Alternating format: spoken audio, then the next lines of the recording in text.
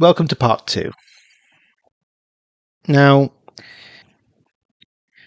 I suppose I should talk briefly about my impressions of The Giggle, the last of the specials. Like, I've told you what I thought of The Star Beast and Wild Blue Yonder. The Giggle I didn't really allude to yet. I challenge you to a game.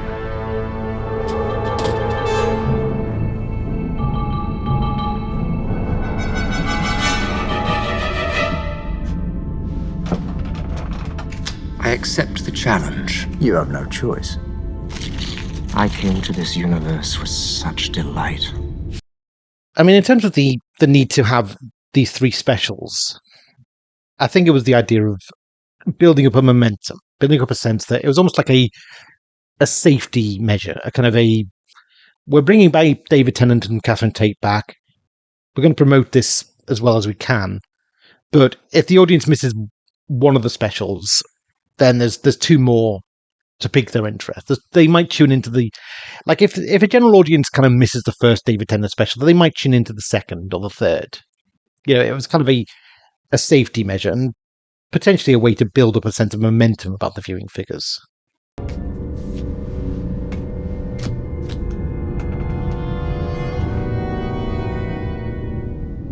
My turn.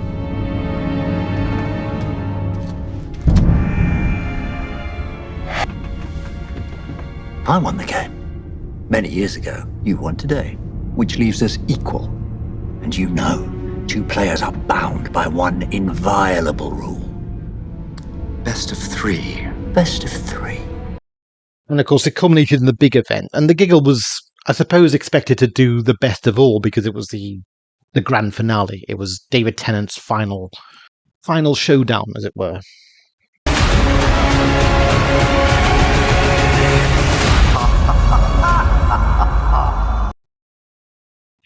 So what did I make of The Giggle?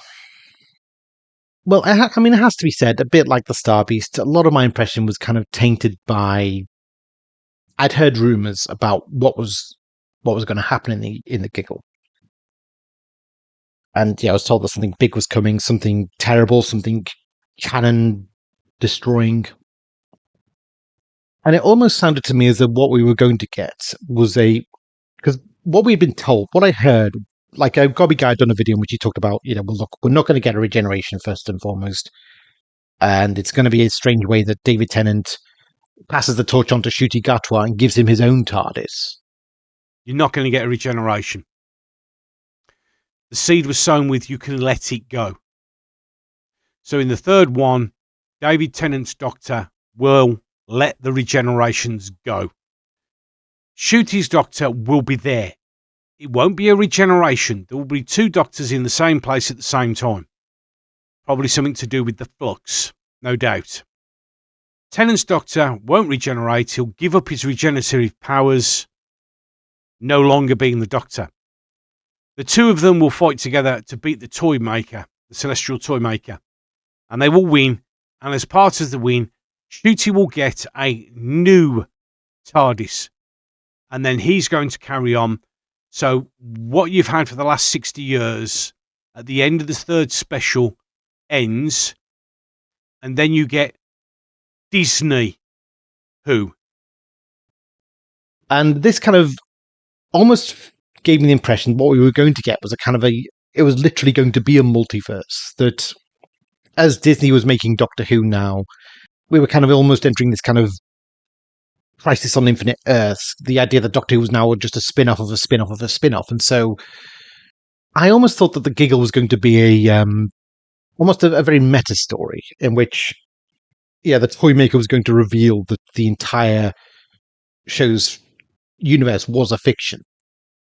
And that maybe the ending was going to be a case of, well, we're being shown this portal into a new universe where there's a new fiction about the Doctor. And in that universe, it's Ncuti Gatwa who's the Doctor. And so it's going to be a strange case of, well, we're not actually going to get the Doctor regenerated to Ncuti Gatwa. Ncuti Gatwa is just going to be that fictional universe's alternative Doctor. If I can interrupt, behold the game of the Time Lords. A dummy who dies and doubles and dies and doubles. That's what I was expecting. I thought maybe that's what would happen. I mean, the opening scene of it was a scene where there's a customer in the toy maker's toy store back in Victoriana, England. And he's buying a puppet for this very, very first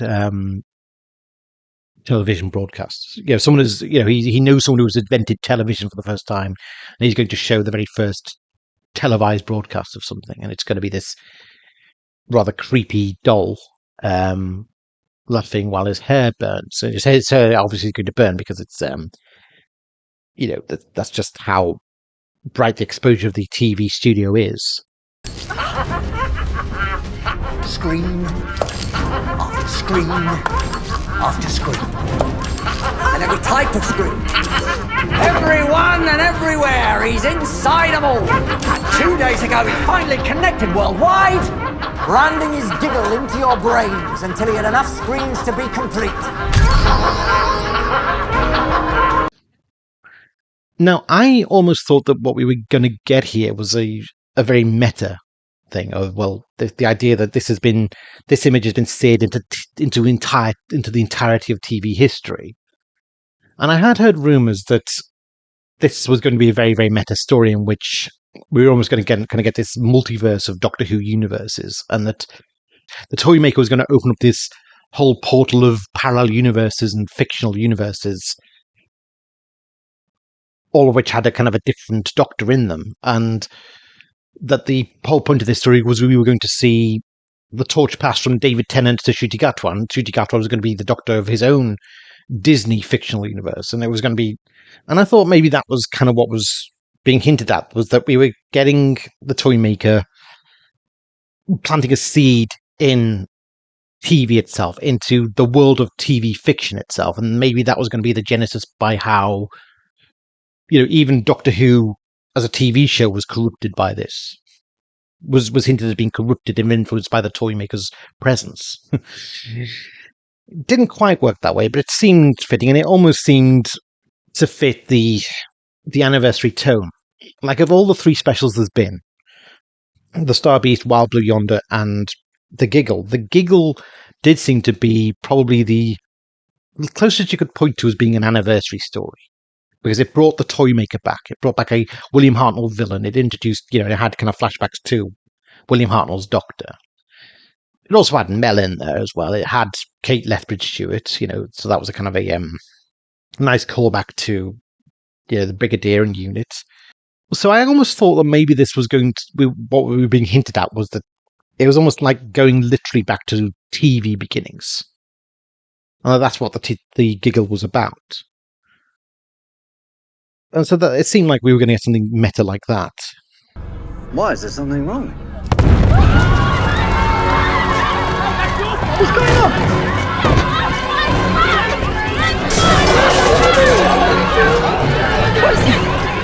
What's happening? It's everybody. It's everything. They're all going mad. Listen, you've got to do something, Doctor. The whole world's coming to an end. So, the main impact, of course, of the Giggle is that it's this psychotropic influence, this kind of meme, this invisible kind of subliminal meme of the Giggle, which is somehow causing humans to become more and more irrational, more and more self-righteous.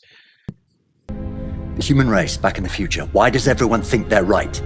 So that they win. I made every opinion supreme. That's the game of the 21st century. They shout, and they type, and they cancel. So I fixed it. Now everybody wins. And everyone loses. The never-ending game.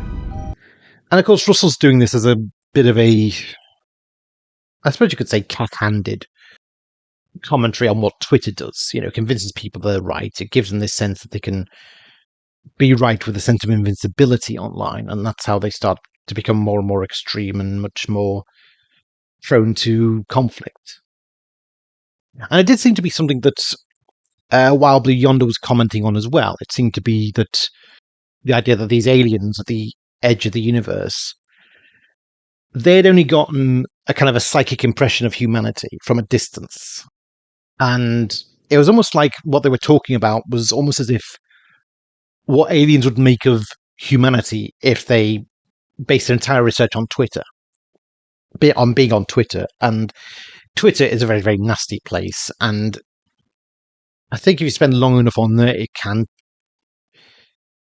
it can start to have that kind of, mean-spirited effect on you as well. And it almost seemed to be suggesting these aliens were innocent until they knew about human nature. And by getting that impression of human nature from a distance and the worst emotions of humanity, the worst hatreds and negativities of humanity, it almost seemed to distort and twist them into being the worst kind of monsters. And that seemed to be what Russell was saying, but it was kind of effectively done, like the scene where Kate Lethbridge Stewart actually demonstrates, look, it's like, it's a very, very, very small time window here. It's like, I can't explain this to you other than by demonstrating it. Doctor, you have to understand what you're dealing with here. What the giggle does. And, so she turns the bracelet off. Well?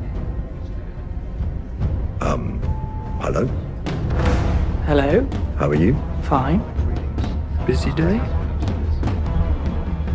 Why do you want to know?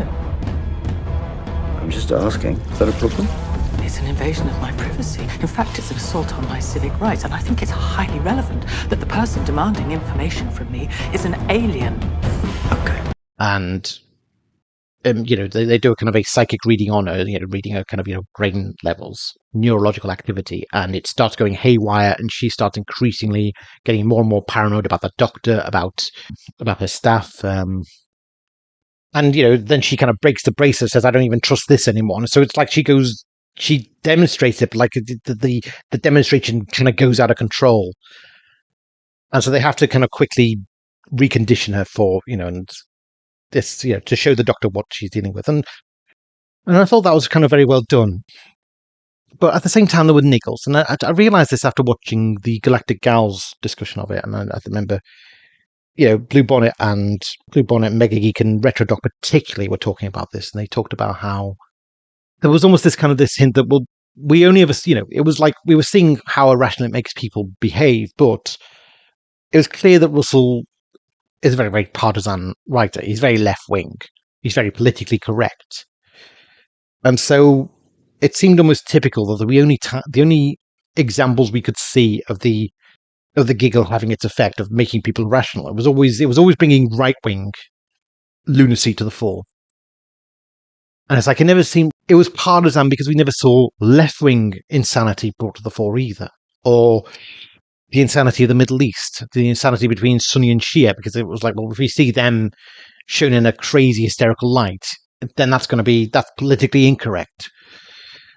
And so I think in a way it was kind of, that nagged at me. It nagged at me a bit that there was a partisan aspect to it, a partisan, well, we're only going to see one side of the story of how irrational humans are being, just so we can knock the irrationality of the right, and never even knock the irrationality of the left, which, even though that's been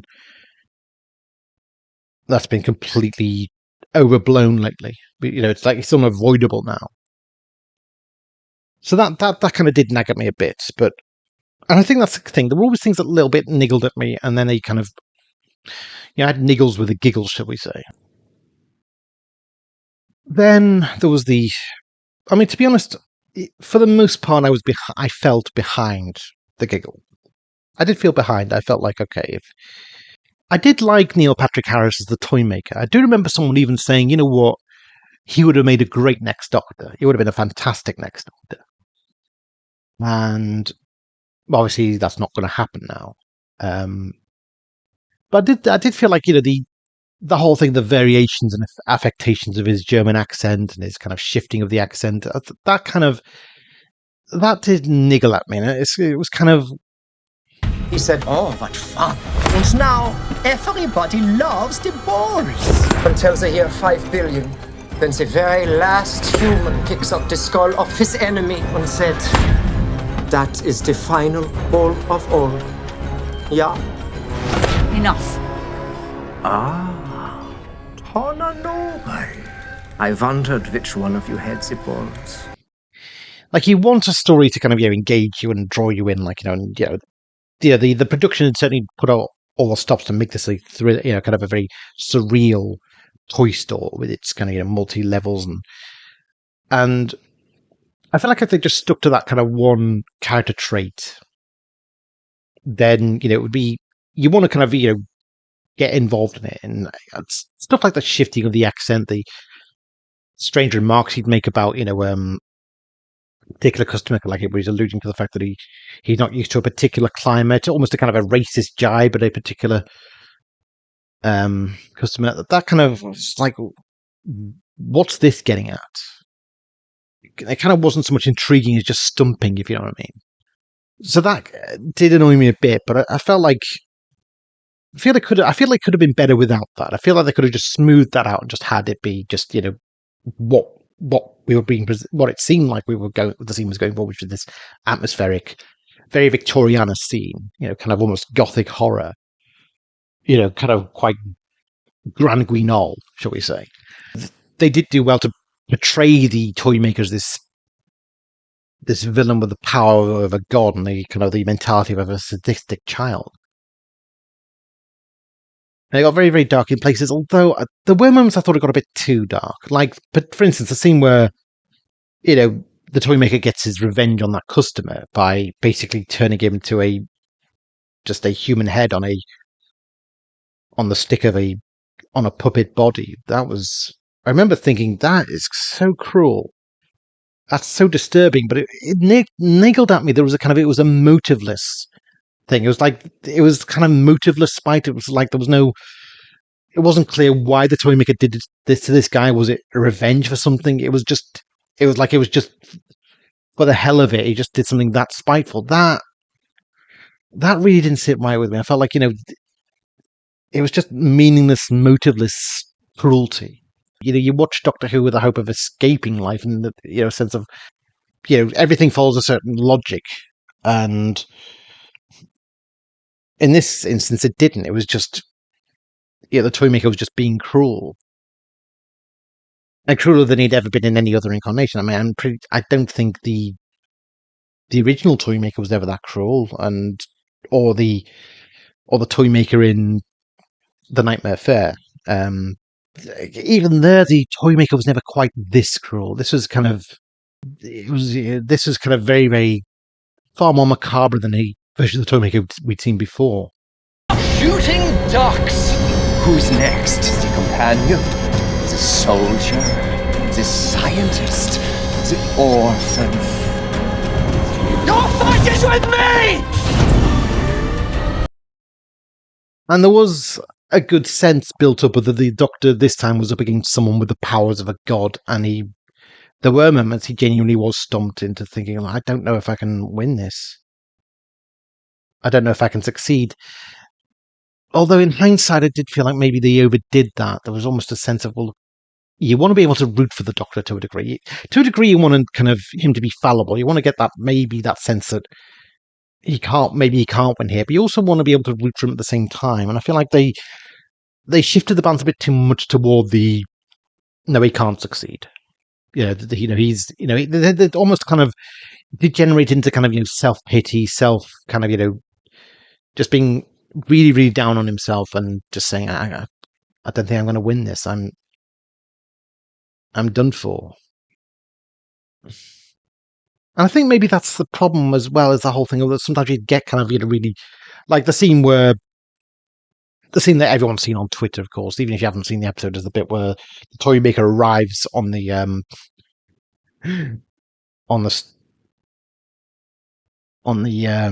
Unit HQ, the Avengers building kind of thing, knockoff. And he starts kind of performing kind of lip syncing to Spice Up Your Life, but he's kind of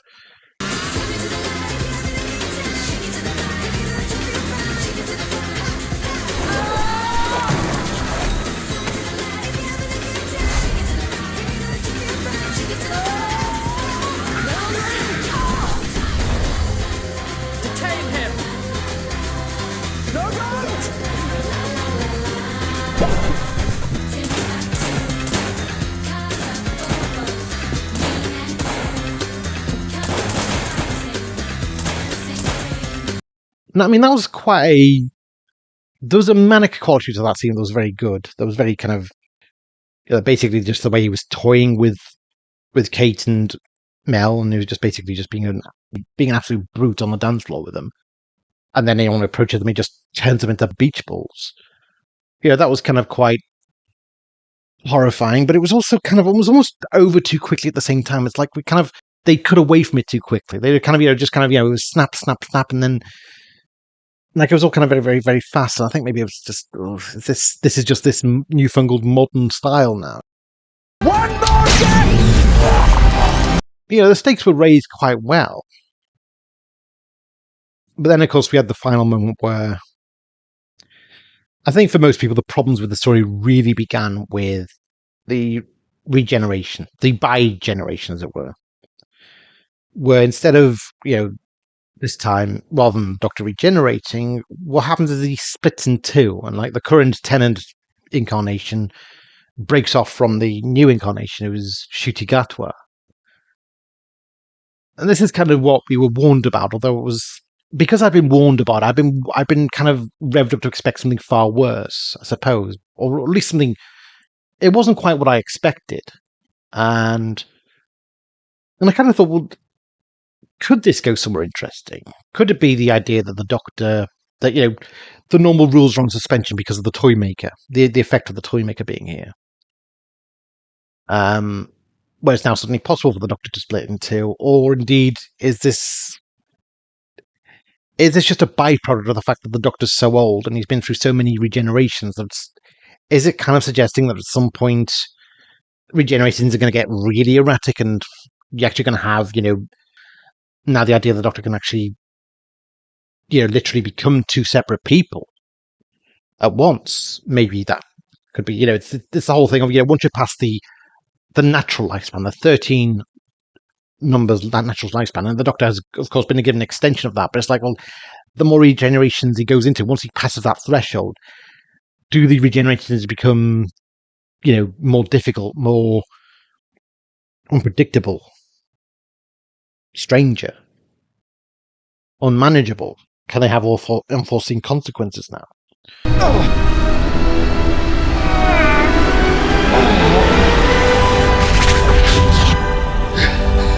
To a degree, I thought maybe that's what was going on with Ncuti Gatwa and David Tennant splitting. It's the idea of the existentialism of two Doctors being kind of, they're both the Doctor, but they're both separate conscious beings trying to make sense of who the other is, and they both believe they're the Doctor. And it's like, well... Yeah, I'm sorry, Sadako, I disagree strongly. I mean, I don't care anymore because the whole show is dead anyway, but the split regeneration, I'm sorry, I don't know how anyone can be okay with that, because it's basically just, it's got rid of the main character.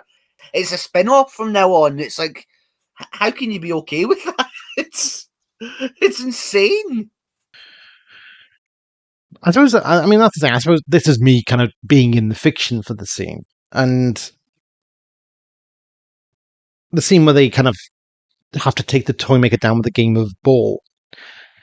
I think I'm of two minds about this as a climax. On the one hand, it was very, very well directed. And, it was like there was a ferocious quality to it where, it was like if that ball slips out of the grip of any of them, then it's over. This is the Doctor's only chance to beat the Toymaker. And so in that sense, it was tense, but at the same time, it was kind of... Shouldn't the game be something maybe a bit more complicated? A bit more... kind of, a bit more highbrow? Maybe.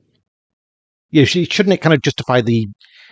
As a climax, shouldn't it be something a bit more... a bit less superficial, a bit more kind of, really taxing the Doctor's intellect? I mean, I suppose it made sense, okay, if it was going to be a game of ball, then you needed two Doctors there, but there was other ways they could have done that. They could have had the future Doctor arrive in the past and say, okay, well, this is a predestination thing, I have to join you in this to fight the Toymaker. But, kind of, instead, Russell did that thing instead, and I suppose in that sense, it was... It's like, if you think back on it, was I entirely happy with that? And it's like... Not quite. No, it was kind of, for some reason, I'm not quite happy with that. And then, of course, you get the scene where the Ncuti Gatwa's doctor kind of gets out this mallet and he whacks the TARDIS, and so it brings forth this copy TARDIS. I mean, I've talked before about Russell's kind of cartoon logic. I mean, Russell does seem like he seemed to get his first kind of, he spent his formative years writing comics, comic strips, and he tends to write to that particular style. When he's writing Doctor Who, that's how he writes. And I feel the problem is, I mean, sometimes Classic Who, you could say, had a little bit of a kind of comic book logic to it. Like in both The Hand of Fear and The Claws of Exos, both of these are stories in which the Doctor and Joe are kind of right next to a nuclear power plant exploding, and they just hide behind a jeep when it happens, and they walk away fine somehow. But that's just it. It's the logic of the story. It's just, well, tune in next week; they'll be fine. Similar with the moon base, like there's a particular scene in that where there's this kind of air breach on the moon base, and the Doctor manages to seal it with just a plate. Everybody take cover. Get down, all of you. Doctor! Is the gravitron still switched on? Yes. Then I shall certainly stay here. 9, 10, fire! So there's always been a slight element of comic book logic to the show. And like if you look at The Invisible Enemy, there's very much a comic book element to it. But I think at the same time, what kind of makes it worse with Russell is that he seems to write it down to he seems to be writing down to the kids a lot more. He seems to be dumbing down to the kids a lot more. Well, look, kids like cartoons, let's make it as cartoonish as possible. Then there's the factor of he's got the budget to make it as cartoonish as he likes.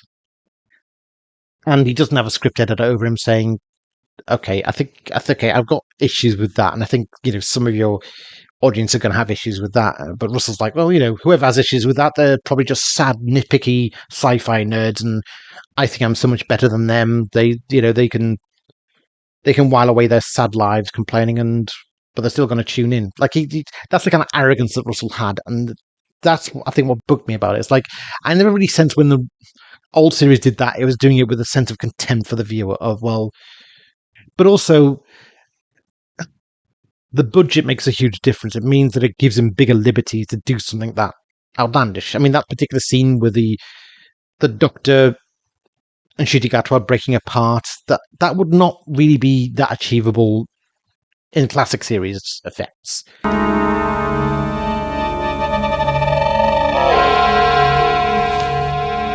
I need you, Ashley. Let go of me! You know, right? Contract. But academic. And suddenly the scene where you can just whack a TARDIS and produce a new TARDIS from it, that would not be achievable. There'd be a lot of painstaking work to achieve that special effect, and a lot of people would say, what's the point? It's like, but Russell's like, well, I've got the TV budget to do it. I can do it like that. I can do it. I will do it. What for? We won the game. You got a prize, honey.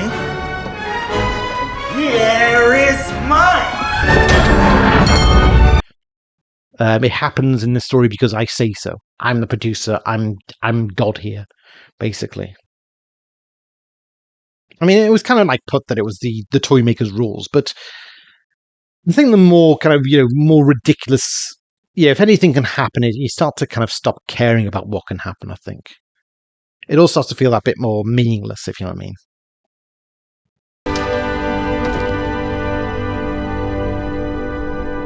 Oh, look! Oh, that's not bad.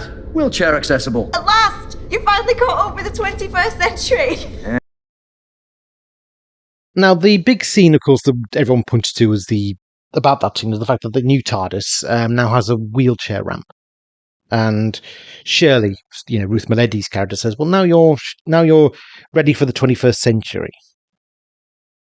Now, I'm going to go a little bit more back on my thoughts on the Destination Skaro, the Davros special. Because I have heard that the issue wasn't really Russell's issue. That it wasn't so much that Russell had this issue as that Disney had this issue. Like what I'm told, I mean, Gobster has, the Gobby guy has done a video on this. The Gobster has done this video about it, in which he says, look, Russell wanted to bring back Davros. Now, to do that, he had to use the actor that has played Davros. He had no choice. That was there to do. The problem is when he said he was going to do that, Disney executives said you can only have somebody who is actually a wheelchair user in that role if he's in a wheelchair. We all know it's a life support system, but it was described as a wheelchair in the original script to explain to people what it was about.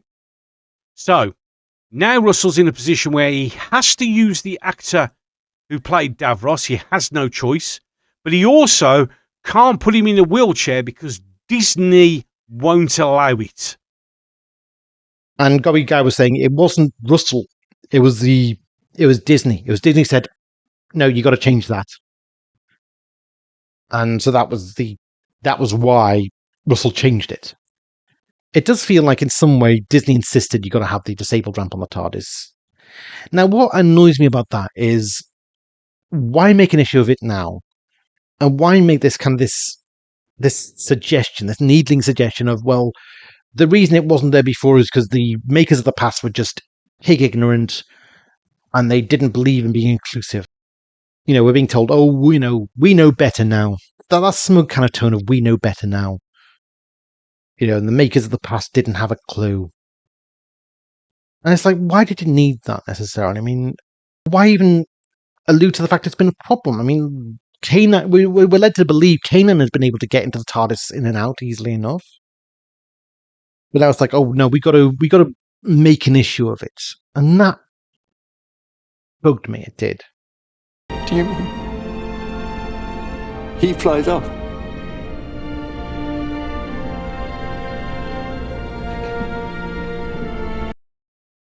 And we're given the explanation of the reason why for this bi-generation is that it's so that the 10th Doctor, well, the current Doctor can retire and deal with the emotional scars, the battle trauma, as it were. I don't know. I just feel like the more I think about it, the more I feel like, you know what? Like John the White said this on the stream. He said, it almost feels like now we've come to this. It's like the entire journey of the Doctor in the new series, from David Tennant to today, it's almost been completely pointless because it's just like, well, that all just got sidetracked. If you sit down now at the start of Matt Smith for a watch along and watch series 5, 6, and 7, or did the same with Capaldi and watch series 8, 9, and 10, what a gigantic waste of time. Yeah. I know, he just ends up living in but it's how that's going to impact looking back at those episodes with this knowledge of what two people chose to do that took all that away. I think that's going to be so hard, and I think it's going to be a lot. I think this is going to actually be a massive shock for the new Who fans. The Doctor's journey didn't really, didn't lead to anything but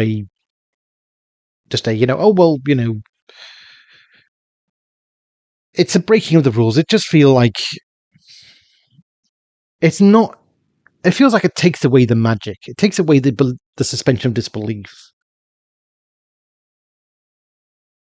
I kind of come away thinking, I feel done with this. I feel like in a way, what we got with the giggle was the perfect point to punch out on. We're being told that the story came to an end for us anyway, and I think for me, I'll take that closure, as it were. I'll, okay, Doctor Who's something I think is best put to bed now. This is no longer BBC Doctor Who. I think we've all established this. This is Disney Who. Disney Who, yeah. This is a brand new version of the show. Forget the bullshit you've heard that Disney doesn't have creative control. Disney has full creative control, because the version of the show that's going to be made has to be the one they approve of to put on their channel. So forget the bullshit. Right? Yeah, this is Disney Doctor Who. They have taken the idea and they have jettisoned everything else about it. Yep. Right? What any of us think, what anybody who's been a fan of Doctor Who at any point in the last 60 years thinks is irrelevant. What you enjoyed is irrelevant. If Disney decides to put it back in there, well, you're lucky. Yeah. But don't count on it. Because the price of being on board with Disney Who is jettisoning the entire of the show's past. We kind of, I suppose, had this idea that there was a sleeping giant of audiences who loved and remembered David Tennant and would absolutely not want to miss his comeback. We like to believe there was a sleeping giant of viewers who wanted to love Doctor Who and couldn't during the Jodie Whittaker era and just needed some reassurance that now that was gone and that the show was there for them to love again. It was back to being the show they loved again. So, so that was the idea. Maybe, okay, if we bring back Tennant to tape, then it reassures an audience that hasn't watched the show in a while that you've not missed anything. You can watch this and feel like you've not missed anything. Then it's the business of, well, look, it all looks new now. So there is the feeling, I think maybe there was a feeling that, well, look, they'd associated Jodie with the turn towards preachiness. And I thought, well, now Jodie's gone, new face of the show, new producer, new trailer. People might think, okay, it's almost like a different show now. We can tune into it, give it a chance, maybe. And also, star power of David Tennant. Everyone loved David Tennant. And so, I would have expected it to do far better in the ratings. The fact that it only got about 5 million, it was only I think it was only just about level with Power of the Doctor, Jodie's last episode. Maybe it was a bit naive to expect, a huge turnout, but I expected some kind of a big boost from David's return. And I feel like, moreover, I feel like, the story was the BBC were counting on that. They thought, look, we've got to get the ratings back.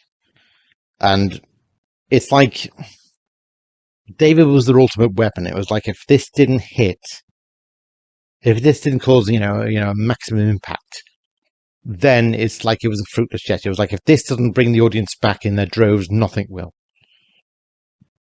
And that's the fear, maybe, that we've not got the audience back even with the big guns. Now, it might be, of course, there are a lot of fans who probably did say, well, after the Timeless Children, I'm not watching it anymore. I don't care about the future anymore. Maybe. It might also be just a case of, look, trends change and people kind of think, well, yeah, well, we cared about David Tennant, but that was a long time ago now. It's like 15 years ago. It's like maybe a lot of people just felt it was old hat now. Maybe just people feel the show is old hat now. It's yesterday's show. It was yesterday's sensation, if you know what I mean. It might just be a case of, a show can't go from failure to success that quickly. It's just not possible, really. There's also the problem that it feels like a lot of opportunities were missed in terms of the big excitement of the anniversary special. Yeah, the anniversary year, like the 60th anniversary. It feels like there wasn't really much excitement drummed up about it. I remember on the day of the anniversary, like on the 23rd, I know in that video explaining the apathy, I kind of did talk about, my apathy toward the show these days, but I did genuinely try. I did try to get into the anniversary spirit. Now, the big TV events that day were all on BBC4. like, they didn't do a special Doctor Who night on the main channel on BBC One. Like, back in 1999, I remember them doing this special, this Doctor Who night special, in which they had Tom Baker hosting it, and this, it's kind of, it was an entire TV schedule of events. Good evening. I've been expecting you. Ah, there you are. I'm so glad you're back. It's been such a long time. So where shall we go first? So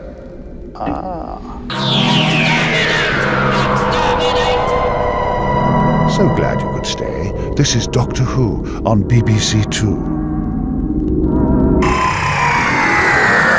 In a moment, time to hide your eyes. It's the Carnival of Monsters.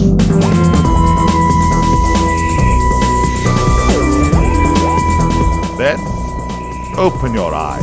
Where have you brought me to this time, old girl? Woo! It's the pathetic aliens. Oh. Want to get away from it all? Build yourself a TARDIS. And run for your life. The Daleks are coming.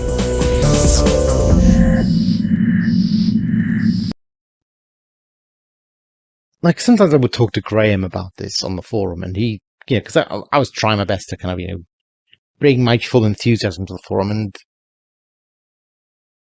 he did say, you know what, I feel like, I've gone off it, and I don't care.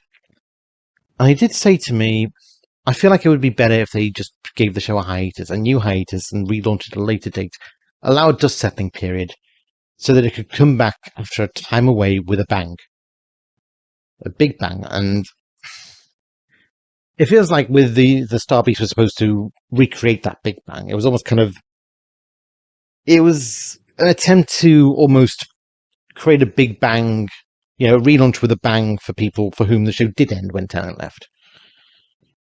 I think, obviously the BBC were invested in it, continuing rather, having it in production, having it as their flagship show.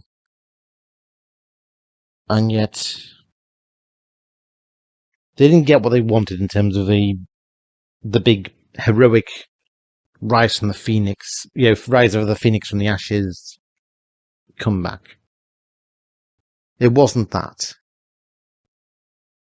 It's either going to be a long time before it gets back to full ratings health, or it might never happen at all. And the worry, of course, is that, well, a lot of the fans I know, been on Twitter or whatever, they tend to be more likely, they tend to be more the mind of, well, we're not watching whatever's next. We gave it, we were the ones who actually tuned in to see it, and what we saw convinced us to never watch it again. So the question is, does that mean it's all over? But the simple truth of the matter is, 5.5, was it 5.05 to 4.83? And the second one, that a week in the drop-off like that is catastrophic. Now, I do think to a degree, the stuff that really the stuff that really rubbed people the wrong way about the Star Beast is probably the reason why Wild Blue Yonder did not do as well. I've laid out all the reasons why on paper it should have worked. And yet it didn't. And there is a fear that if this hasn't worked, then nothing will. There's nothing else the show can really do to get viewers tuning in their droves. You could do Paul McGann, bring back Paul McGann for a series. That would have been, most people would imagine that would work. But the problem is that most people would imagine that working for the same reason they would have imagined bringing back David Tennant would have worked. And it just hasn't transpired. It hasn't come true. We might have to ask some serious questions about why viewers stopped watching during Jodie's era. And, there is no definite answer to that. A lot of fans have a consensus view of why people stopped watching. Certainly a lot of fans agree that, for them at least, they stopped watching because it wasn't entertaining any longer, and probably a lot of viewers felt likewise. But all it is the kind of speculations of an echo chamber. We don't really know why they stopped watching. But I think it's kind of probably necessary in order to discuss this to go right back to the beginning, right back to the classic series, and look at how ratings played its part back then. I mean, at the very beginning, the rating success of Doctor Who largely, it was a miracle success in a way. An Unearthly Child, as a standalone adventure is brilliant. As a standalone episode is brilliant. Cave of Skulls and the rest of it, not so much. It's not so good. Now, the show's big boost of popularity, the first big boost of popularity was, of course, Dalek Mania, quite early into the show's life. The very second serial of the show was the Daleks. And that was the one that made it a huge success, mainly because of the strength of the first cliffhanger and created an intrigue about what the Daleks were. And, suddenly there was this huge kind of interest in the Daleks. And there was a demand for the Daleks to return. And, for a while, the show really rode high on the thrill of Dalek Mania, even though the bulk of the show was more historical adventures. They only did a Dalek story occasionally. But it took about a few weeks for, I think, Doctor Who to really find its audience. And it just so happened that the very first Dalek serial ended on a brilliant cliffhanger, where, Barbara's confronted by a Dalek for the first time, but it's shot in such a way that all you see of the Dalek is as it advances on Barbara, and all we see is the sucker arm.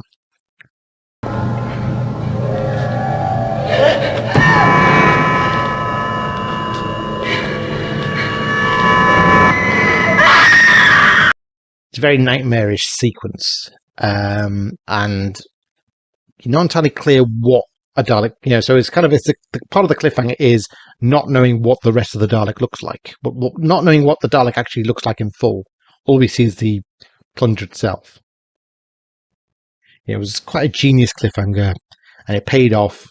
I think, generated a lot of word of mouth, and suddenly, you're having huge viewing peaks of people wanting to see more and more of the Daleks, and, it was a very thrilling story. Had high stakes, everyone kind of wanted to see what was going to happen next. It had high jeopardy. And the Daleks were such a sensation. They were such an iconic sensation. They were, the kids were intrigued by the Daleks. And they were scared by the Daleks, of course. It was, that perfect, intoxicating mix of feelings that the Daleks created.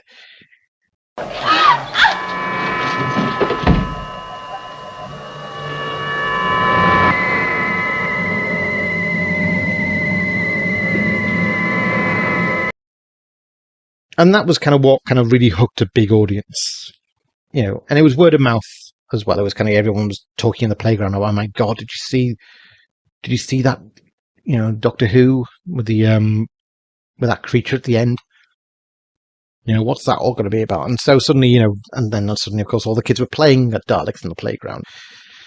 Your legs are paralyzed. You will recover shortly, unless you force us to use our weapons again. In that case... Well, everyone, meet the Daleks. Gosh, they're creepy, aren't they? They're actually really creepy. Bring in the old man now, prisoner. 200 days ago, the radiation count was 93. And so Dalek Mania happened. Dalek Mania was huge in the 1960s. For a few years. And, that was kind of what ensured a lot of the show's success. The huge ratings of Hartnell's era was largely down to that. Everyone wanted to see the Dalek adventures. I mean, there was more to Doctor Who than that, of course. I mean, at first, the Daleks was kind of an exception. It was kind of an outlier to what Doctor Who usually did. It was meant to be just an historical show, a historical educational show. There was more about time-traveling through history and teaching the children about history. But the success of the Daleks, of course, changed direction, and suddenly, there was a demand for more Dalek stories. Even though the first Dalek story was supposed to be a one-off, it was like, Terry Nation ended the story by killing the Daleks off, and that was meant to be the last we'd see of them.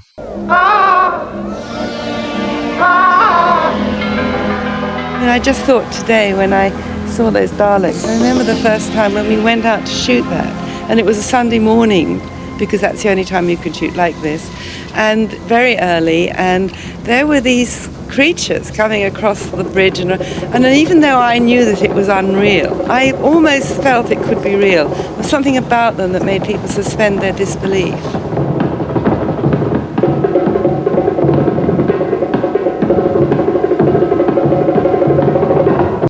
But he brought them back for Dalek Fate of Earth, and then The Chase, and then the Daleks Master Plan, and we got the movies, the Peter Cushing Dalek movies. By the mid-60s, Dalek mania was sweeping the country. Toy Daleks starred in a BBC interlude film.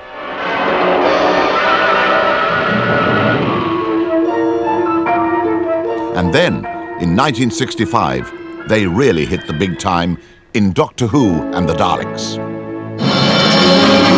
Now you can see them in color on the big screen, closer than ever before. So close, you can feel their fire. So thrilling, you must be there. And, it seemed like, Dalek Mania was really big, and it was great, but inevitably there came a point it kind of burnt itself out. The second Peter Cushing movie did not do as well as the first, in terms of, the box office.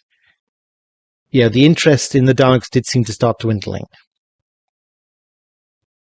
And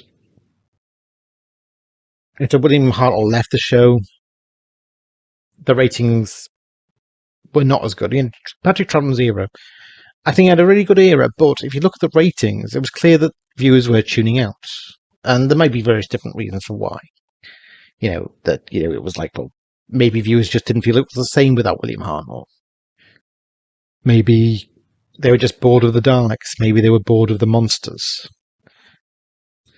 Might also be that some households decided that the show had gotten too violent. Like after the Daleks Master Plan. That's a story in which two of the Doctor's companions die. I mean, I remember when I was 11, I saw, I got, the Daleks the Alias documentary on video, and it had some of the surviving footage from the Daleks Master Plan. One of the surviving scenes, of course, is where Katarina is being held hostage in the airlock, and she's about to sacrifice herself, and it's a horrific sequence. I remember being really, really disquieted and uncomfortable for the whole day after seeing that.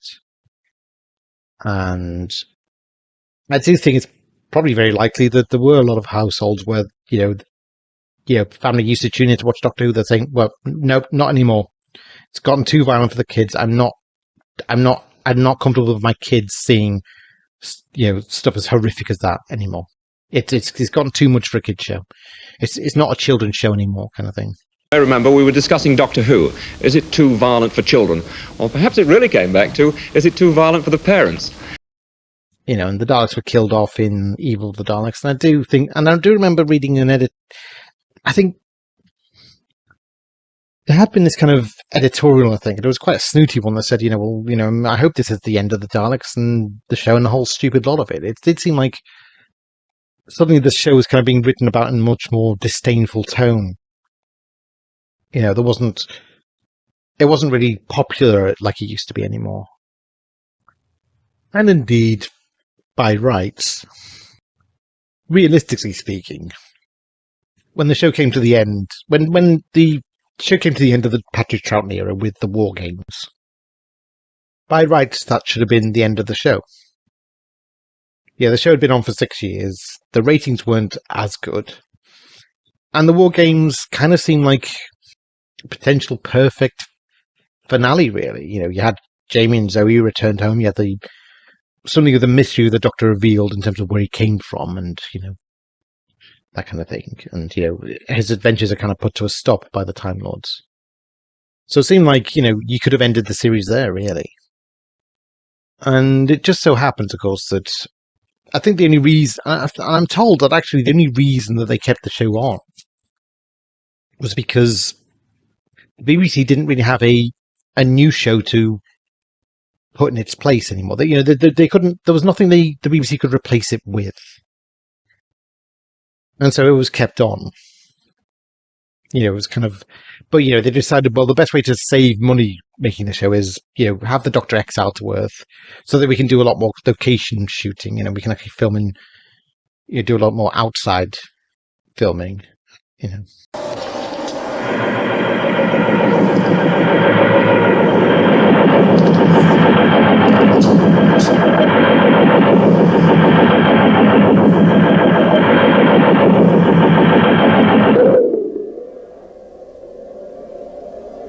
Oh dear. Don't go away, Doctor! My coordinates seem to have slipped a little. Still not bad after 29,000 light years. We can just film it kind of, contemporary setting, easily. So, it saved money. It allows us to do it in colour as well. And, that was the thing, if we're going to keep it on, it has to move with the times. It has to move with the colour era.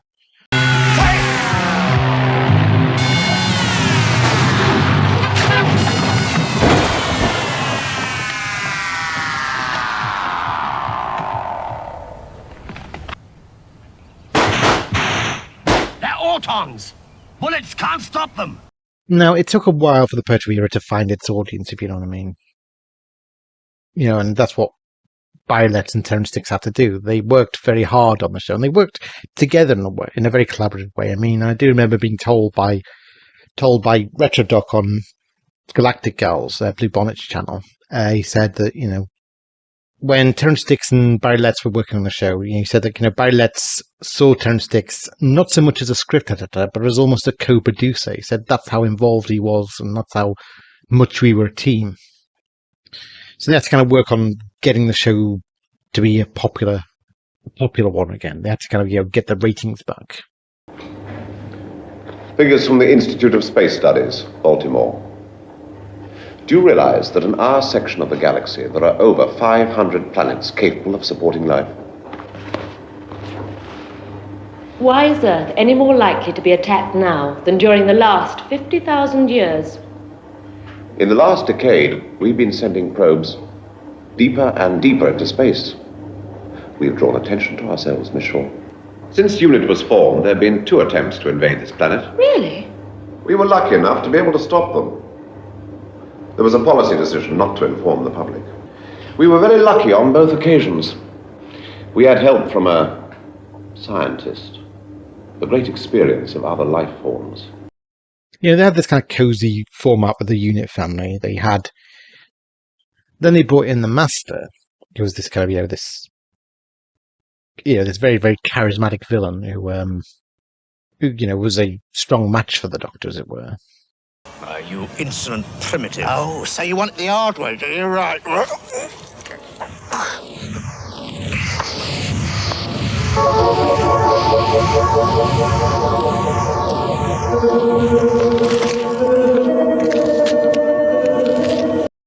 And in fact, Terrance Dicks did say that he felt there was a danger almost that the Master might become more popular than the Doctor. I refuse to be worried by a renegade like the Master. He's an unimaginative plodder. So that started to kind of attract the audience again. And then, of course, they did a bit of fan service. They brought the Daleks back for Day of the Daleks, and that kind of boosted the ratings again. And then they did the 3 Doctors. They actually brought back Troughton and Hartnell, and they kind of reunited them to fight Omega. Oh, so you're my replacements. A dandy and a clown. Have you done anything? Well, we've assessed the situation. Just as I thought. Nothing. It was kind of a lead into the anniversary season. We were approaching the 10th anniversary of the show, so it seemed appropriate to bring back kind of elements of the past. So, they brought back Hartnell and Troughton. In hindsight, I do think it's almost a shame that there was never a part of Adventure in Space and Time which actually showed Hartnell doing the 3 Doctors. It would have been nice to kind of end it on him having one more go of the role. Returning to the role again, that kind of thing. But that seemed to kind of boost the ratings. I mean, and I think that was one of the things that got the viewing figures back. There was a huge spike. It kind of lowered a bit, but it lowered to a higher point than it was before. And this is kind of what I was saying about, why you would have expected David Tennant to have had the same effect. People would have tuned in to see Tennant again. They maybe would have tuned out afterwards, but maybe less of them would have tuned out. A lot more would have stayed on. You inherit a ratings boost, and you kind of try to keep enough of them coming back. Oh, Doctor, why did you have to go back? I had to face my fear, Sarah. I had to face my fear. That was more important than just going on living. And so, by the end of the Pertwee era, it was actually doing very well in the ratings, far better than it was at the beginning. Look, Brigadier, look! I think it's starting. Well, here we go again.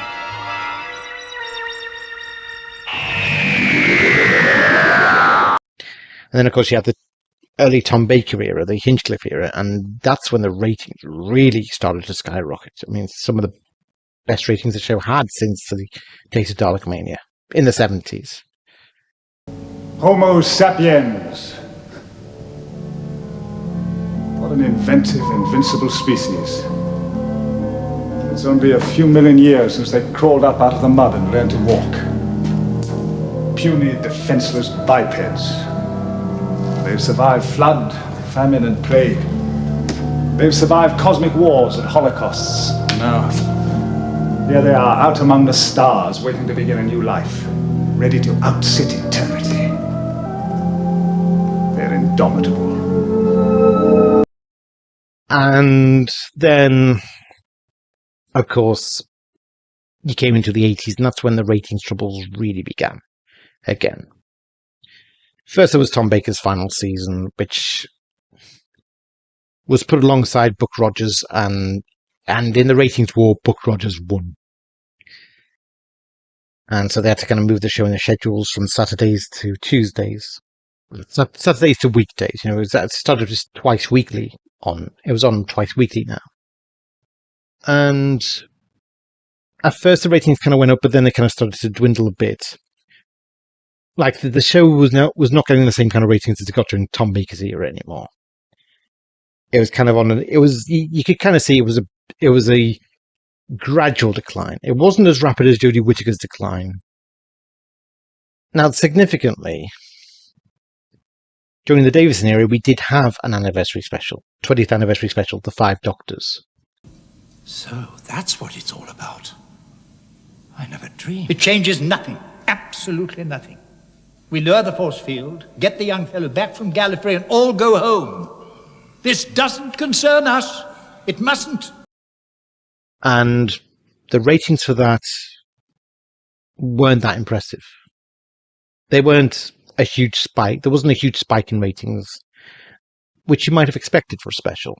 And certainly you might have expected, for viewers who maybe kind of lost interest with the show after Tom Baker left, maybe you might think they would probably tune in to see the old Doctors back, see Pertwee again, see Troughton again, and all the companions like Sarah Jane Smith and the Brigadier again.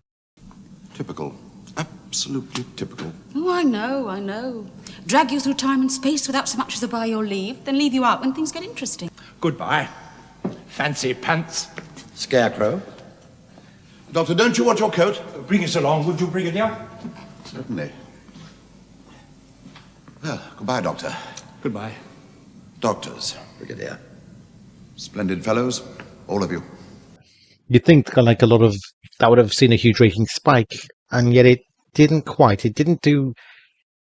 It was kind of around the 7 million mark, which wasn't all that different to what it was getting for season 20. It didn't see a huge spike in the ratings. And, I think a lot of people would speculate, a lot of fans would probably speculate, well, there must have been something really good on the other side. And what was on the other side, of course, was the A-Team. So, it was the show was beaten again in the ratings by by the new popular thing. And also, a lot of them would say, well, part of the problem was that Tom Baker wasn't in it. Tom Baker was not going to be in the Five Doctors. And a lot of people feel like if they did get him back, then probably would have seen the ratings shoot up again. A lot of people probably would have tuned in to see him again in action. Yeah, it was popular. The show was popular in the big thing whilst Tom Baker was in the role, and now he's not. That's why even the anniversary wasn't a big ratings draw. This is just what happens. Fashions change. 1 month you're the big thing, and next month you're a has-been. And that's kind of what the show seemed to be now. Now, my take on why the show was started to fail in the ratings in the 80s is only my take. It's, I've only got a theory. It's my impression of what I think it was. I think the 80s was a bit of a write-off, frankly. Oh dear. What is it? The Merca. I would say that the real problem was the show was obsessed with its own continuity a lot, and so casual viewers, it wasn't really catering to casual viewers anymore. You were having stories like Arc of Infinity, Warriors of the Deep, Resurrection of the Daleks, Attack of the Cybermen, all these stories that were kind of absolutely mired in historical lore. And it was like the case that, this was no longer a show you watched if you were a casual viewer. This is a show you had to have read up on all kinds of fan lore in order to follow these stories that frankly weren't even that good anyway. I mean, to me, the big problem was that what people tuned in for the show was, to see Tom Baker's Doctor being the hero, being the champ.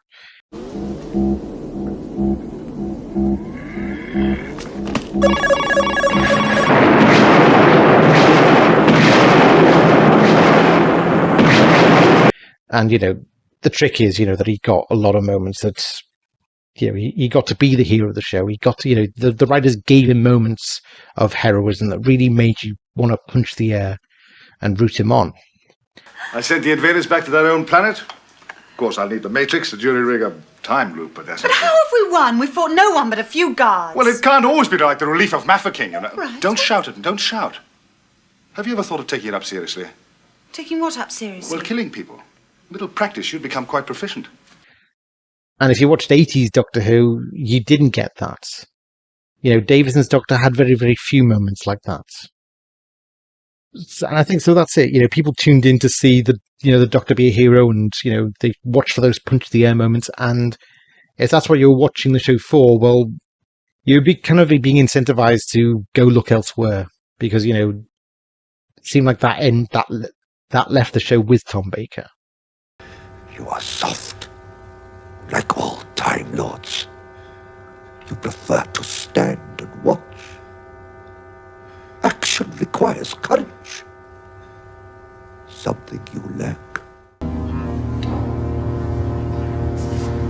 They're all dead, A lot of good people have died today. I think I'm sick of it. You think I wanted it this way? No. It's just that I don't think I can go on. You want to stay on Earth? My Aunt Vanessa said, when I became an air stewardess, if you stop enjoying it, give it up. Tegan. It stopped being fun, Doctor. And I also feel like the continuity was really alienating. The show was far too mired in its own continuity. It wasn't a show you could just watch as a casual viewer anymore. If you wanted to, you now had to read an encyclopedic, amount of material on the show just to understand stories like Arc of Infinity and Warriors of the Deep and Attack of the Cybermen and Resurrection of the Daleks. It's like you now had to do a lot of research just to follow and understand stories that weren't even that good anyway. I sometimes wonder why I like the people of this miserable planet so much. I mean, my personal take, I do think that the ethos of the show in the 1980s was horrible. I'd even go so far as to say that it sometimes was far worse than what we got in the Jodie Whittaker era. The ethos of it was incredibly mean-spirited and misanthropic and just really cold-blooded. I mean, to me, there were some gems in there, and I certainly couldn't understand why, there are obviously fans who grew up on the era, because it was, despite everything, it was still such a very, very strange and intriguing era. But to my mind, I think occasionally you get a gem there that made it all seem worthwhile, but for the most part, the era, I would say, was a write-off. And the show probably did have its time when Tom left. That's my take. But that's just my take. The storytelling was becoming very lazy, dwelling on its own continuity. What happened? It's a little disagreement with our tin friend. It was becoming increasingly difficult to make the show to the kind of standard they wanted to make, because the budget was not being increased each year in line with inflation. Well, that shouldn't have happened. And then they made a fatal mistake. They changed the format. You see, Doctor Who had always been 25 minutes on Saturday afternoon. I'm not sure that's enough. It zipped along, you see. You got 25 minutes and you didn't stop to draw breath kind of thing. You crammed a lot into it. So it just reached a point where the show ended. We understand that you're in negotiations with Steven Spielberg for the future of Doctor Who. You may well think that, but I couldn't possibly comment.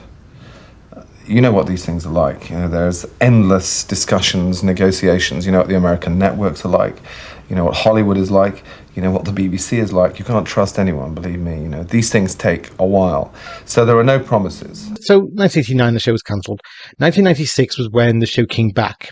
They did the TV movie. And it actually did very well in the ratings. It got kind of 9 million viewers. And so you're thinking, well, what changed since the episode Survivor, which, went out on a pretty low number? What had changed? Well, part of it was that there had been repeats of the classic Doctor Who stuff. There had been repeats of the Demons, Genesis of the Daleks, Revelation of the Daleks, Planet of the Daleks, The Green Death. The BBC kind of done quite a few repeats in the around 1993, 1992 to 1994. BBC had kind of done this kind of repeat run of these kind of cult classic episodes. It almost did seem like they were trying to rehabilitate the image of the show by kind of reminding you of the golden days of the show. The times when it was this kind of very intriguing sci-fi show. And it was a chance for the show to still discover an audience, despite the fact that it had been cancelled as a continuing show. And I think so. It kind of, viewers were being kind of reminded why they'd once loved the show, and it allowed them to kind of forget about the embarrassment that had kind of become toward the end. And the thing is, a repeat season. I mean, if and to a young audience, a repeat season back then was an event in itself. It's like, the whole thing of having to tune in every week to see what happens next made it kind of, it all kind of added to the anticipation, was that sense of, this is a TV event. Can't miss it, kind of thing. And so then, of course, by the time we got to the TV movie, I think there probably was a lot more goodwill towards the show. The thing about, the TV movie as a standalone reboot, reboot is that I think viewers were probably more inclined to think that it was, as a reboot, it was going to be a clean slate. It was going to be kind of, new starting ground for the show. Like I said, you could tune into it and not feel like you'd missed, a boatload of continuity beforehand. For the most part, you could kind of watch the thing and just say, well, this is an American pilot. It's being pitched at a new audience, so it's almost like, it's almost like day one with it. You can tune into it and not feel like you've missed much. And, also I think there's been enough of a dust settling period for viewers to kind of come around to the idea of the show coming back strong and being good, and and also, by the end, I think the impression was this is what Doctor Who could look like with a huge Hollywood budget. And at the same time, it was also kind of, a lot of people were feeling, but it was a bit too American. And I think from that, it's that it was a bit too Americanized. And I think from that, it was kind of, they were thinking, you know what? That tells you that there was something special about the original series. That if the TV movie got it wrong, it kind of made people reflect on that there was something good about the original version. And yeah, they'd missed the mark, and it would be great if they could hit the mark next time. So I think that was kind of where a kind of embarrassment kind of turned more to nostalgia. Because I think that was always kind of the trap of Doctor Who of, well, in the 80s, I think part of the reason people didn't stop tuning in was they came to a point where they thought, well, look, I've not watched it for a while. I don't really follow the latest continuity nightmare that it's become now. And so I don't think I'm going to tune into whatever's next until the TV movie. And I think viewers tuned into that. I think the reason why, the Trial of a Time Lord and McCoy's era kind of got such low ratings, and yet the TV movie got, a huge spike of viewing figures. I think that was a case of, well, look, it's new. It's going to be a clean slate. It's going to be, you can watch this and probably follow it easily without needing to have seen anything else. It's almost like it's a reboot. It's a start from scratch. You don't feel like you've missed a whole chunk of the show, maybe. You can start here. And I think maybe that's why a lot of people tuned into the TV movie. But, it's still people tuned in. And the same with the new series. People, I think, it got, huge ratings. People think, I can start from here and not feel like I've missed like umpteen episodes beforehand. And that was always the mistake of the 80s. It felt like everything was a continuation of everything else. And then, of course, the 2005 happened, and that was when the show came back. Now, the new series, Russell's era, I think the whole thing was that it had to be all new. Eccleston was casting it; he had to be the new face of it, because there was that thought of, well, why couldn't Paul McGann have been brought back? Someone familiar. And I think it was kind of, well, no, you needed a sensation. You needed a new face. You needed people to speculate, who's this new Doctor going to be? And it's Christopher Eccleston. It's like, oh, wow, the sensation about the new Doctor. Who's he going to be? What's he going to be like? The intrigue, that kind of thing. If you'd brought back Paul McGann or a past Doctor, it wouldn't have generated the same intrigue. So they had to kind of go with that. And now, Eccleston, I feel, is very much an outlier to the Doctors before. He's kind of much more rough and working class and kind of an angrier Doctor, I feel, than we'd had before. Much more rough Doctor than we'd had before. He said he didn't quite have the Victorian element of the Doctors of old. The hoity quality, the haughty quality of the Doctors. And I think that was Eccleston said, but I don't really relate to characters like that. I'm a working class bloke. Characters like that would turn me off. So I think there was already that implicit understanding this relaunch was going to be very, very different, almost a completely different beast. The Doctor in it was a completely different beast to the classic. And it was kind of based on, well, it's a don't look back kind of thing. We're moving forward with the show in this new direction. It's almost slightly a reboot, but it's also slightly a reimagining in terms of it's almost what Doctor Who might have been if Russell had created it from scratch. So it's very, very different to the classic series. And the Doctor's almost a very, very different character. Yeah, and there's dividing lines in the show. The big one, of course, being the Doctor's kind of much more...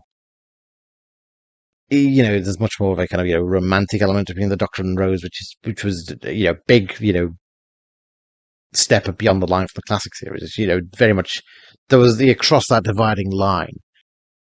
I always kind of looked at the scene in, say, the school reunion. Although it kind of acknowledges the past, with the Doctors reunited with Sarah Jane. The bit where David Tennant confronts Anthony Stewart Head and he says, I'm so old, I used to have so much mercy. And he says, you get one warning.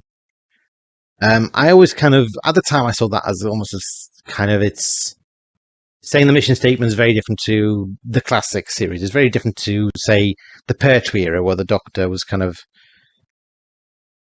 kind of gullible to the idea that the Master deserved another chance. Doctor, please! Please help me, I can't bear it. Please, Doctor, please! Mighty Kronos, may I ask one last favor of you? His life, his freedom. It's kind of when he begs, Kronos to release the Master and say, well, look, we'll take him into our, we're going to take him to Earth and restore him to custody. And the Master escapes. And it's like, well, yeah, you should have seen that coming, Doctor. It's that fatal weakness of yours, Doctor. Pity, compassion. And it's kind of, I feel like that was saying, this new Doctor, he's not like that. This new Doctor's smart. He's not an idiot. He's quite shrewd in that regard.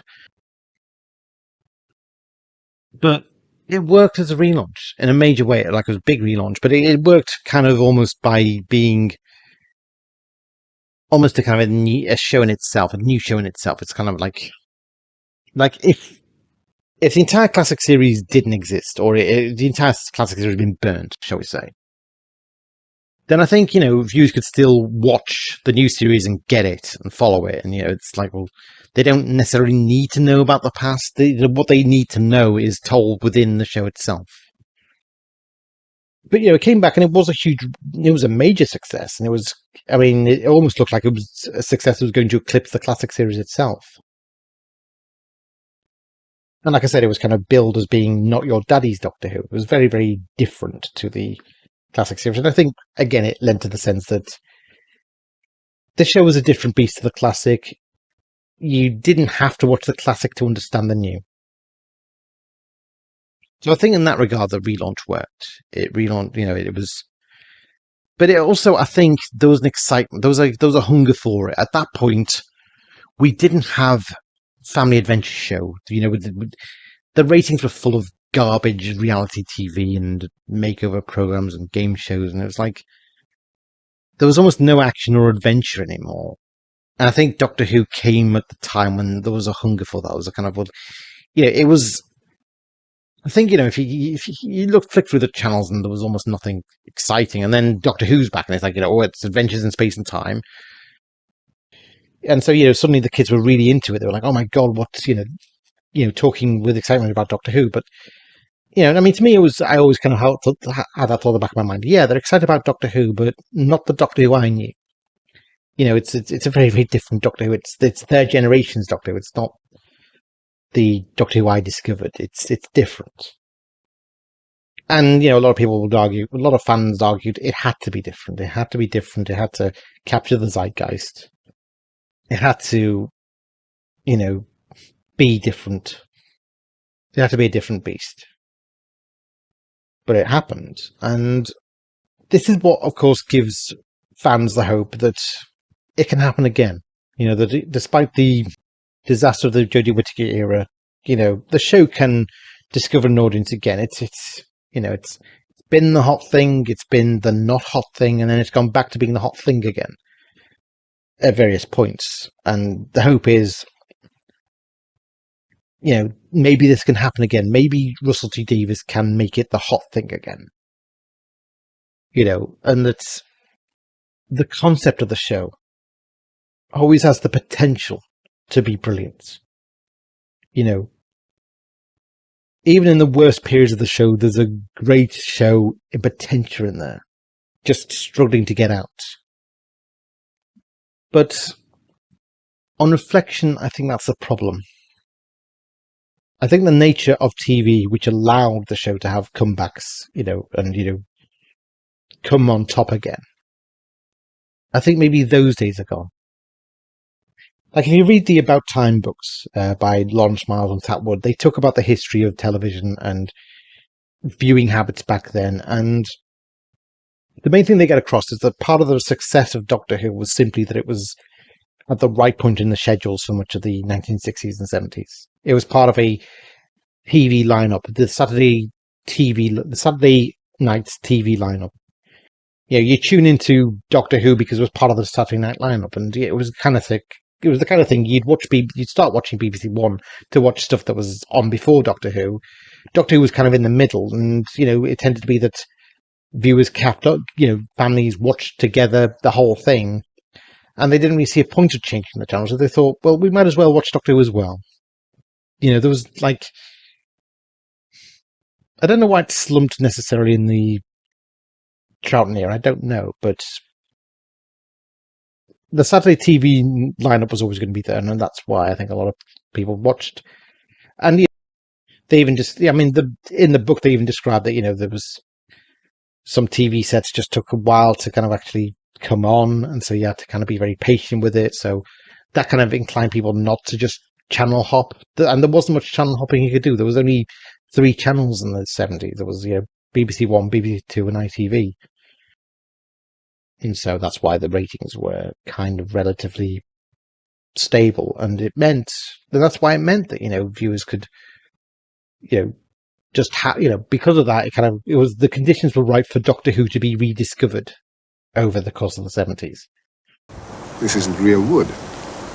It's some kind of artificial material like plastic. These are not real trees, and you're not the real Sarah. Get back, Doctor. I knew at once. You see, the real Sarah wasn't wearing a scarf. What have you done with Sarah? Where is the real Sarah?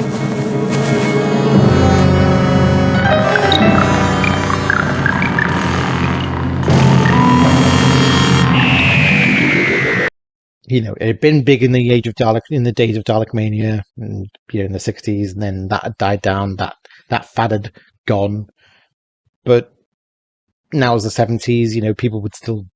The show was still on. It was still in the schedules, and it was still ritual that people watched that particular, event of that schedule event kind of thing.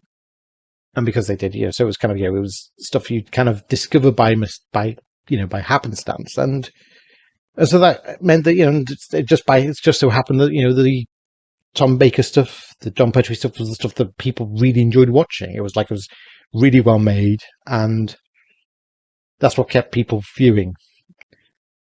The idea that kind of secured the viewers until 1981, when Buck Rogers kind of won that ratings war, and it just seemed like no one was really watching the Saturday night schedules anymore. It was, there was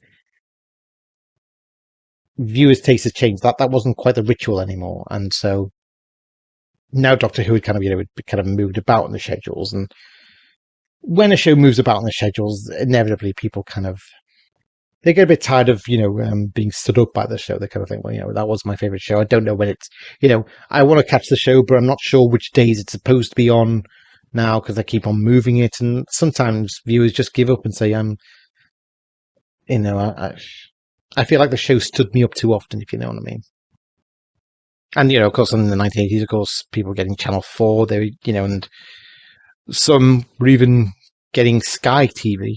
They're getting satellite dishes and Sky TV. So, you did get kind of families discovering other channels out there. And there was video. There was just a lot more stuff to be interested in. And so I think that's the thing. Unfortunately, fads happen, and Tom Baker was the big one of the 70s, and it might just be the case that come the 80s. People just thought, well, the show's not worth watching because it's no longer Tom Baker. He was the cool one, and no one after really could compare. So that's kind of what kept viewers watching. Whereas I think the problem with the new series is that TV landscape's very different. When Russell brought it back, he was kind of billing it as its own thing. It had kind of changed the entire character of the show, really, to be what he felt was kind of, in tune with the times. And this is why I feel like the Doctor was such a different character in his era. And so it's kind of almost... It felt more like a remake than a reboot in some ways. It felt more like a kind of loosely, kind of like a revival that was loosely based on classic Who rather than, a proper continuation. It kind of straddled the line between the two. And it just about got away with it, I think. I had my grumbles, of course, but nonetheless. I think when the revival happened, the time was right for it. Because, a lot of the schedules were just full of reality TV crap and makeover shows and that kind of thing. And it filled a niche, maybe. the new series. There's this desire for a bit of excitement and adventure and family fun. I mean, it was clear that, it came at the right time. It came at a point when I think viewers were just desperate for something a bit more exciting. And it was part of the Saturday night lineup, of course. I mean, Russell kind of did everything to pander to the viewers. I mean, it was kind of a bit, it was quite shameless how he did. I did find the show a bit tacky and tasteless at times because of that desire to make sure that it got the maximum viewers and, so that there could never be a return to the 1980s cancellation. It had to do the soap stuff. It had to do the reality TV stuff. The stuff that I just felt kind of got in the way of what Doctor Who should have been. It was a kind of an adventure show. But that's the thing. It was relaunched not so much as, a comeback of an old show. It was kind of almost, it was done as something very, very new indeed. Something very, very different indeed to the classic series. Yeah, like I said, I think it worked. I think the comeback worked because the schedules were kind of hungering for something like it. It was needed, I think. And I think once people saw it, they were like, "Oh my god, this is what I want from TV. This is the kind of adventure I want." The problem, though, is in the modern context, when a show like that starts to lose the ratings, because in a way, I was almost saying that the show could kind of, in the classic series, it could fall and then somehow become an accidental hit again because of the fact that there were so few channels. There was a Saturday night lineup. It could be rediscovered as a hit again. It's not so easy in the modern age when you got so many other channels on, and viewing tastes change very, very rapidly. And so I think there is the feeling of, well, if Doctor Who for most viewers ended with David Tennant, ended when on End of Time, then it's not really guaranteed that you can get them to come back. I think maybe Day of the Doctor when Day of the Doctor happened, it was like David Tennant was in recent enough memory that people were willing to tune in again. And it's possible now that he's not. Possible. It's possible that it just the comeback just wasn't well promoted enough. But the whole thing of, can the show become an accidental hit again? I don't know. It feels like the days it could have gone. Day of the Doctor was a big hit because it was promoted to death. It was even in the cinemas. That's how promoted it was. The 60th has not been. And, these specials have not been. The people who have been getting excited about it are fans, and fans are kind of few and far between now. There are a lot of fans I know who are saying, I couldn't be less interested in the show now. I was so burnt out by the Jodie Whittaker era, by the Timeless Children retcon, by it all, and by just the attitude of the production team to the fans, by Jodie's attitude to the show and to the fans, that I don't care anymore. I've given up. I've taken another interest. And of course, to a degree, like I said, fads change with times. Before 2005, before Doctor Who was the big thing, before then it was Harry Potter that was the big thing. And then Doctor Who became the big thing. And then I think after that, the Avengers became the next big thing. The Marvel Cinematic Universe became the big thing. And that's been the big thing for a while. And it's like they've become the big thing, and Doctor Who isn't the big thing anymore. It just isn't anymore. It's not. And it's very, very difficult for it to become the big thing again. It can't. The circumstances where it could become an accidental hit again, like it did in the Pertwee era and the Tom Baker era, are gone. Because, there are so many other accidental hits out there. And was the popularity of David Tennant just puppy love? I do think, to a degree, there has been a lost opportunity, a wasted opportunity with the 60th anniversary. They could have made the day itself a big event. They could have filled the entire schedule of BBC One with, celebrations of Doctor Who. I mean, they did something like that back in 1999. They did this Doctor Who night back in 1999 where they had Tom Baker hosting a series of programs and documentaries on the show, on its history, speculating on its science. They did kind of these cool musical montages of particular monsters like the Zygons or the Ice Warriors or the Daleks and Cybermen. And, they'd show you a lot of clips. They especially broadcast, the last episode of the Daleks. They re-showed the TV movie, the uncut version, where you actually, that wasn't edited down. It's like, if you tuned in the show, if you were channel hopping, you discovered that, you think, oh, this Doctor Who, and then after a while, it's like, oh, wow, there's a lot of Doctor Who to watch, and there's program after program after program of it.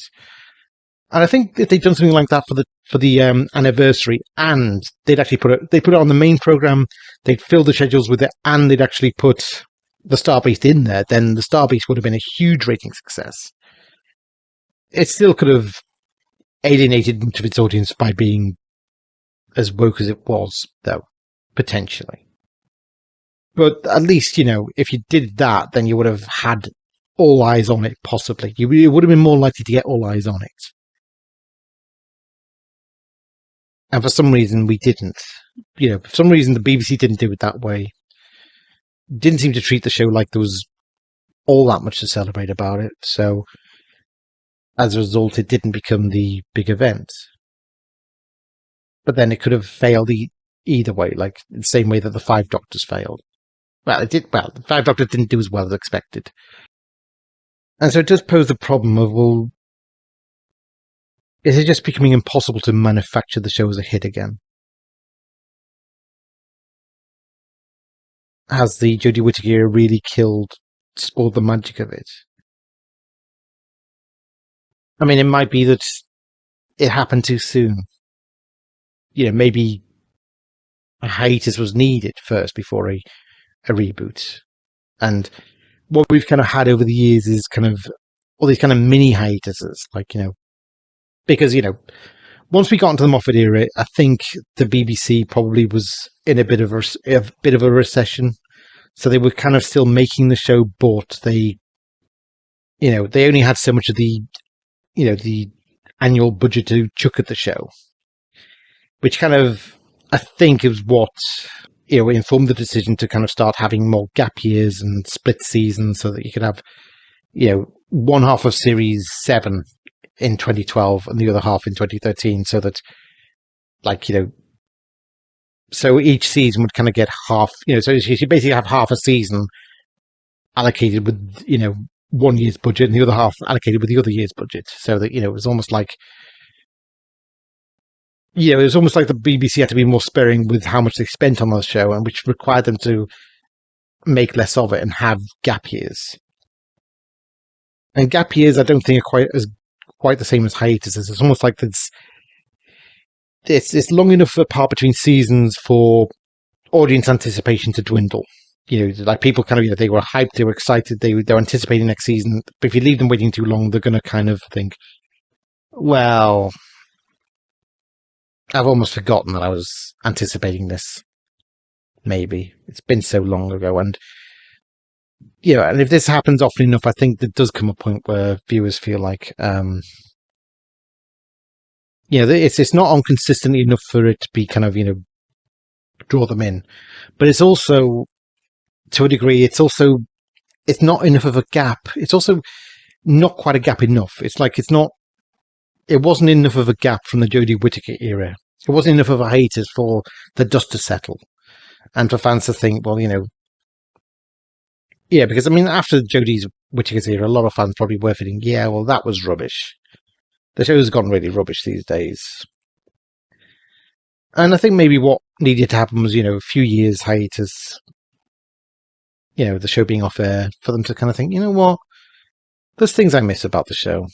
The thing, back in the day, it was great. It could be great again still. They kind of, the point where they kind of move away from negative feelings about the show, or apathy about the show, and they start to kind of, they kind of reminisce a bit more, and then it's announced that it's coming back, and then it's more likely to get people viewing it again, possibly. And it might be that that's the problem, that what we've had with David Tennant's return is it's not been long enough. It's not been missed yet. The show hasn't been missed yet. Maybe. Absence hasn't made the heart grow fond enough of it yet. But it's like, if the show's going to continue, that's, because there's always the fear, of course, that if it goes on hiatus, it might never come back. And continuing it is the best way to ensure it stays on. I mean, there were people who did say, apparently there were people in the BBC saying that maybe it was the right time to rest it on when David Tennant left. Maybe end it when Russell T Davies leaves and David Tennant leaves. Maybe if you ended it there, then you'd have kind of something that was fondly remembered but finite. And, potentially, years on, you could maybe reboot it differently. But the whole thing of keeping it going is kind of, the BBC can't quite keep it going like they used to, and they can't. The viewers aren't as interested anymore, and now the viewers are a lot of viewers are probably feeling just, well, the show's gone so bad, I've almost forgotten that it was good. So that's the difficult question, is that, well, have we reached the point where it's just, it can't be salvaged? Should the show go on a longer hiatus before Russell's relaunch? I don't know, possibly. Like I said, it's very, very difficult to create a kind of a sensation with the show again. Now that everything's available on streaming, now that everything's out there on DVD. Like when I first became a fan in 1992, based on the repeats, it was like I had to tune in each week to catch each next episode. It demanded dedication. It created anticipation that lasted all week, each week, and it made the watching the program feel like an event. It was appointment viewing. You had to watch it. You had to be devoted to it. And when the show came back, of course, it was for a while appointment viewing. Although I kind of started missing episodes after Love and Monsters. Once I got into series 3, then we'd had stuff like Love and Monsters and other rubbish episodes. That was when I kind of thought, maybe I'll start giving it a miss now. I'm not as into it now. I'm not liking it. I'm much more into the Big Finish stuff now. The point is, I think kids today probably wouldn't. They probably think, well, I can stream this and get bored of it. And, so there isn't that kind of lasting anticipation. It's like, that's gone. And now I'm not going to say that this is because it's gone woke necessarily. Maybe some viewers it has, but maybe, it's guesswork to assume that they all did. It's guesswork. It might just be that it just wasn't exciting them anymore, and they haven't been excited by the show for a while. It's just, that's just what happens. And also, people can just get tired of the whole thing. I think if the end of time was where it ended, then, I think, people would kind of look back and think, yeah, that was all exciting. And yet now it's like, but because the show carried on, people kind of watch it maybe more jaded, thinking, yeah, it's all getting a bit samey now. It's all the same kind of melodrama that, we were behind at first, but now it's been done to death, and we're no longer really feeling it like we used to. The feeling that maybe the show's burnt itself out. For a lot of us, though, it seems concrete, the idea that the wokeness, the whole thing about changing the show to accommodate the SJWs, is kind of taken away the soul and essence of the show. It's like the character and soul and essence of the show have been removed. Feels like that it's been taken out, and so it's like no one's responding to the show emotionally anymore, because in the same way they used to, because it's kind of what gave it a beating heart and soul is gone now. That's just how it feels now. And so, appointment viewing with Doctor Who, it's not the same as it was. It's very, very difficult to recreate the conditions in which I first watched the repeats with anticipation. In which there was an intrigue to the old. And, the BBC was able to create an intrigue of the old. it might be that today's audiences just wouldn't see the intrigue in the old. They just see it as kind of, dated beyond belief. And yeah, we've got the new series now, but also the new series just isn't. New series just doesn't have the same magic to it anymore. If it is true that it is the wokeness, it's the timeless children that killed, that drove viewers away, drove fans away from the show, then the Tennant specials have very much been a confirmation that, yeah, those viewers really are not coming back. Maybe they never will. And all because of a stupid decision. Doctor Who for me finished at the end of the Capaldi era. I see no sense watching after that. It's a shame because I've loved learning and growing with Doctor Who. Doctor Who was the male inspiration that said you didn't have to have brawn. You didn't have to be the biggest, hardest pert boy in the school. You could actually beat people with brains and ingenuity. It hasn't been a very exciting 60th anniversary year, really. I certainly have not felt it. And, I keep myself kind of quite close to the grapevine as I can in fandom, and I've just not felt a reason to. Now, I don't know how much longer the show can carry on if it's not going to climb that mountain of ratings it needs to. I don't know how much longer it can carry on. It's amazing that the BBC have kind of kept the show on air in the hope of it becoming an accidental hit again. It's amazing how long they've done it, and it's a miracle that they've kept it on. And if David Tennant can't turn it into an accidental hit, then will there ever be time for Ncuti Gatwa to? If it was given time, could it ever happen? Would it be worth giving the show time to? Or has it just had its day? Because, that's the frustrating thing. There's half a feeling that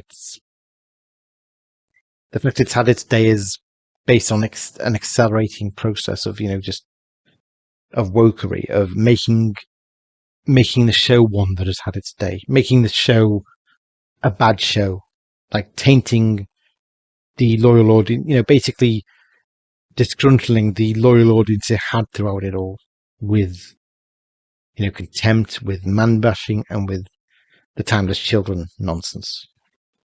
Yeah, the retcon that destroyed, 50 years of canon. That's made it all so much worse. It's kind of accelerated the process of people feeling that the show's had its time. It probably wouldn't have otherwise. It probably could have been. It would never have been great under Chibnall, but it might have been just about, sustainable. It seems like the show really has become a poison chalice now. And the blame for that, of course, goes on to Chibnall. It has to. So much so I'm almost beginning to feel sorry for him. He has to bear the blame all the time. But then, he did make his own bed, didn't he? He didn't have to do the timeless children. But he did. And so it might be that the way forward does not exist anymore. And the way back doesn't exist anymore. The way back doesn't work anymore. Which is a terrible state of affairs for the show, really. I don't know if it's worth waiting to see what happens next. Mile Blue Yonder kind of did give me hope. But I don't know. I think the show's done, and I think I'm done. Now, I couldn't give you definite answers to why it's done, but I couldn't give you a definite answers to why it's done, but I don't think Russell can come up with answers as to how it could be saved anymore.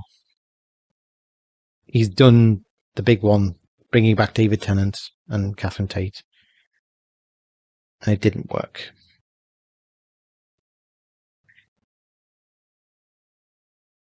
Anyway, this is Sadako24 signing out.